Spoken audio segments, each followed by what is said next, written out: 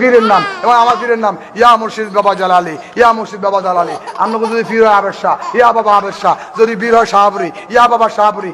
21 বার পইরা যদি ঘুম যাইতে পারেন, আল্লাহর কসম 40 দিনে আমলটা করেন, নামাজ লাগবে না, অটোমেটিকলি নবী আপনার কথা চলে আসবে। আসসালামু আলাইকুম ওয়া রাহমাতুল্লাহি ওয়া বারাকাতুহু। প্রিয় ভাই বোনেরা, আশা করি সকলেই ভালো আছেন। আপনারা যে ভিডিওটি দেখলেন, এই ভিডিওটির মধ্যে মানুষদেরকে পথভ্রষ্ট করার জন্য একটি ভণ্ড একটি বক্তব্য দিয়েছেন, যেটা কোরআন ও হাদিসের পুরা বিপরীত, পরিপন্থী। দুটি বিষয় সে বলেছেন যে মানুষের নাম এমুক বাবা সেমুক বাবা, বাবাদের নাম নিয়ে জিকির করার জন্য তাহলে নবীজি চলে আসবেন। আল্লাহ তাআলা বলেন, ফাযকুরুনি আযকুরুকুম ওয়াশকুরু লি ওয়ালা তাকফুরুন। কোরআনে পাকের মধ্যে আল্লাহ তাআলা বলেন, তোমরা আমাকে স্মরণ করো, আমিও তোমাদেরকে স্মরণ করিব। আমার শুকর গুজার করো, কুফরি করিও না।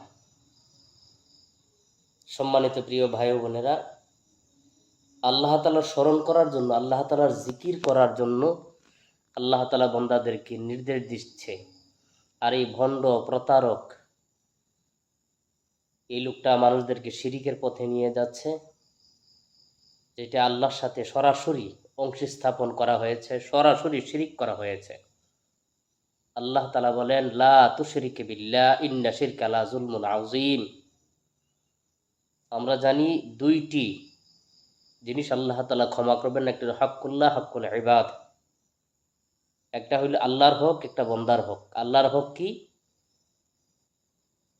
আমরা স্মরণ করব আল্লাহকে, জিকির করব আল্লাহকে, আমরা খাবো বিসমিল্লাহি আলা বারাকাতিল্লাহ। যত জিনিস আছে সব কিছুর মধ্যে আল্লাহর নাম নিয়ে করব, কারণ শিরিক আল্লাহ তাআলা ক্ষমা করবেন না। আল্লাহর সাথে যারা অংশী স্থাপন করবে সেটা ক্ষমা করবেন না। আর একটা বন্দার হোক, সেটাও ক্ষমা করবেন না যতক্ষণ বন্দা ক্ষমা না করে। এই সমস্ত ভণ্ডারা মানুষদেরকে বিভ্রান্তিকর আলোচনা করে মানুষদেরকে ইসলাম থেকে সরিয়ে দিচ্ছে। আরেকটা বিষয় হলো, সে শেষের দিক দিয়ে বলেছেন যে নামাজ লাগবে না, নামাজের প্রয়োজন নাই, এমনি থেকে নবী চলে আসবে। নাউযুবিল্লাহি মিন যালিক। আল্লাহ তাআলা নামাজ প্রতিষ্ঠার জন্য বারবার বলছে, ওয়াকিমুস সালাহ ওয়া আতুজ যাকাত, নামাজ প্রতিষ্ঠা করো, যাকাত আদায় করো। এইভাবে করে বারবার বারবার বারবার মানুষদেরকে বলছে নামাজ পড়ার জন্য, নামাজ পড়ার জন্য। এই সমস্ত ভণ্ডদেরকে কে দাওয়াত দেয়? কারা তাদেরকে দাওয়াত দিয়ে মানুষদেরকে মুশরিক বানানোর জন্য প্রচেষ্টা করছে? এরা হলো ইহুদিদের দালাল। তাদের থেকে আমরা সকলেই বাঁচবো, তাদের থেকে আমরা এই সমস্ত বক্তাদের থেকে আমাদের ঈমান আমলকে রক্ষা করব।